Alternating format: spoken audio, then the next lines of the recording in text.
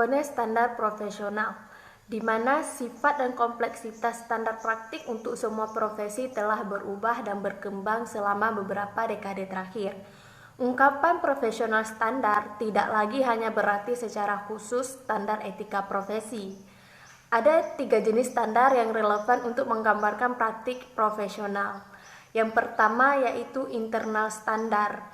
Internal standar ditandai dengan fokus untuk memajukan profesionalisme kelompok bersangkutan, memiliki maksud untuk menetapkan standar praktik profesi, dan membantu praktisi individu dengan mendefinisikan profesional mereka, identitas, dan juga kewajiban. Dan yang kedua yaitu standar klinis, di mana standar klinis ini untuk praktisi profesional mendekati internal standar yang dijelaskan, di mana keduanya secara langsung relevan dengan layanan yang diberikan kepada klien atau pasien individu. Dan yang ketiga yaitu badan pengatur eksternal, di mana komponen terakhir dari trio standar profesional ini melibatkan standar badan pengatur eksternal dari berbagai macam. Mereka fokus pada regulasi atau kekhawatiran tingkat institusional. Mereka biasanya melibatkan hukum dan berurusan dengan perdanaan. Yang B, tata kelola etika.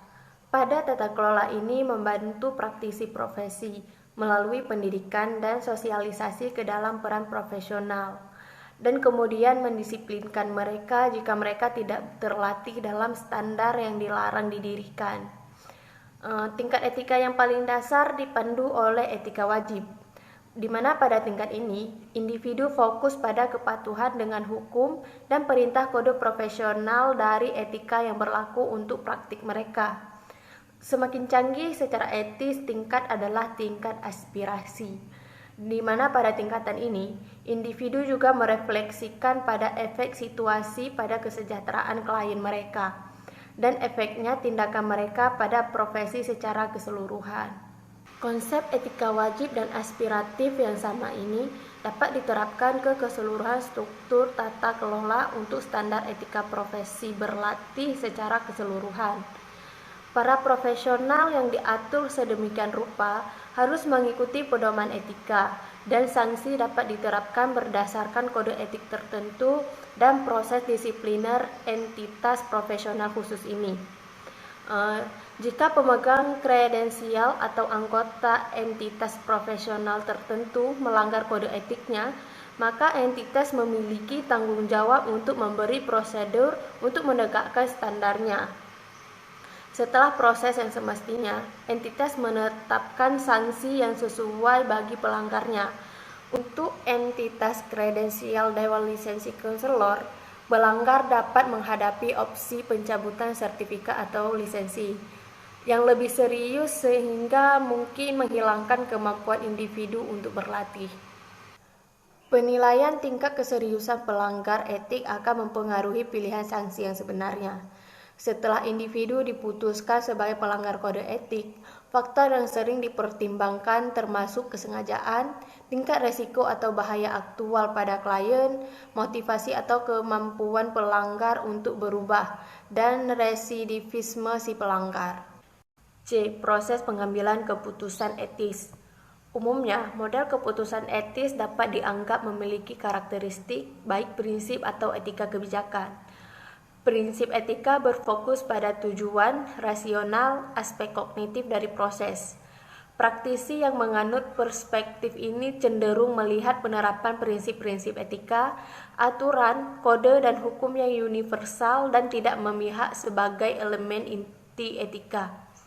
Etika kebijakan menganggap karakteristik konselor itu sendiri sebagai elemen penting untuk praktik yang bertanggung jawab. Selanjutnya yang D, model perilaku etika pengambilan keputusan integratif Tarvidas.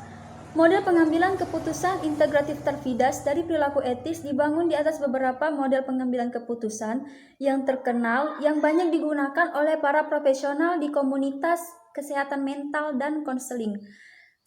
Jadi ini menggabungkan paling banyak aspek prinsip dan kebajikan yang menonjol dari beberapa pendekatan pengambilan keputusan dan memperkenalkan beberapa pertimbangan konseptual ke dalam proses.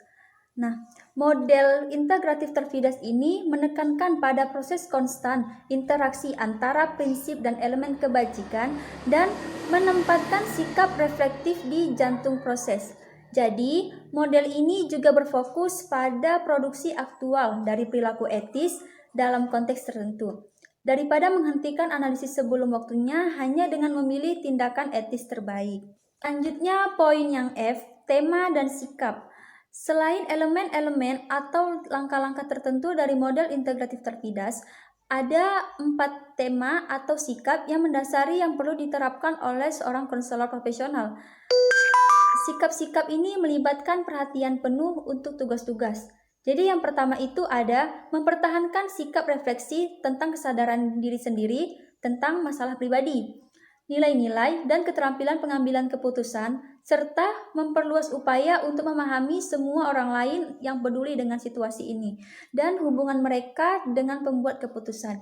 Selanjutnya yang kedua, mengatasi keseimbangan antara berbagai isu, orang, dan perspektif dalam proses.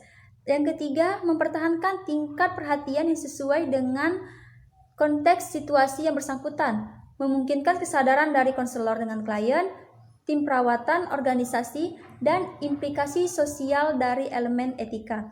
Nah, yang terakhir yaitu berusaha menggunakan proses kolaborasi dengan semua pihak yang berhak dalam pengambilan keputusan ini, terutama pada kliennya itu sendiri. Selanjutnya poin yang F yaitu elemen. Elemen spesifik yang membentuk operasi dalam model integratif terfidas memiliki 4 tahap dengan beberapa komponen, yaitu yang tahap pertama, menafsirkan situasi melalui kesadaran dan pencairan fakta. Jadi pada tahap ini, tugas utama seorang konselor adalah peka dan sadar akan kebutuhan dan kesejahteraan orang-orang di sekitar mereka dan implikasi etis dari situasi ini. Jadi tingkat kesadaran ini memungkinkan seorang konselor untuk membayangkan dan menyelidiki efek situasi pada pihak-pihak yang terlibat dan memungkinkan efek dari berbagai tindakan dan kondisi. Pada tahap ini memiliki 3 komponen, yaitu yang pertama, melibatkan peningkatan kepekaan dan kesadaran seseorang. Yang kedua, konselor menginventarisasi orang-orang yang menjadi mayor pemangku kepentingan dalam hasil situasi. Maksudnya yaitu bagaimana pengaruh orang terdekat di kehidupan klien, seperti orang tua, teman, anak-anak, pasangan, dan tetangga. Yang ketiga, di mana seorang konselor melakukan penyelidikan pencairan fakta yang ekstensif dengan ruang lingkup yang sesuai. Pada tahap kedua, yaitu merumuskan keputusan etis, yaitu di mana untuk mengidentifikasi mana dari kemungkinan tindakan etis yang tampaknya paling mendekati ideal moral dalam situasi yang sedang dipertimbangkan. Nah, pada tahap ini memiliki 6 komponen yang diambil dari karya Van Hoos dan Klotter pada tahun 1985. Yang pertama itu menyarankan agar konselor meninjau masalah atau dilema untuk memastikan bahwa itu dipahami dengan jelas sehubungan dengan informasi baru. Yang kedua, konselor meneliti standar hukum dan praktik yang berlaku untuk situasi tersebut. Yang ketiga, melalui proses secara formal, yaitu membayangkan dan menghasilkan yang mungkin akan terjadi tindakan. Yang keempat, hasil logis dari mempertimbangkan tindakan, yaitu konsekuensi positif dan negatif diidentifikasi dan dinilai dalam kaitannya dengan risiko, serta sumber daya material dan pribadi yang tersedia. Yang kelima, konselor diingatkan untuk berkonsultasi dengan supervisor yang dipercaya dan rekan-rekan yang berpengetahuan untuk bimbingan.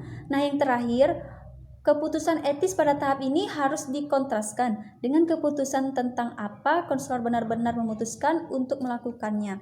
Selanjutnya tahap ketiga, yaitu memilih tindakan dengan menimbang persaingan non-moral, nilai, titik buta pribadi, dan prasangka.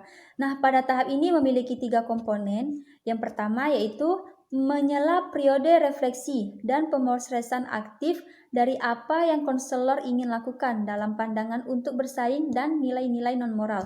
Yang kedua, konselor secara sistematis menginventarisasi pengaruh kontekstual pada pilihan mereka di tingkat kolegal tim, institusi, dan masyarakat.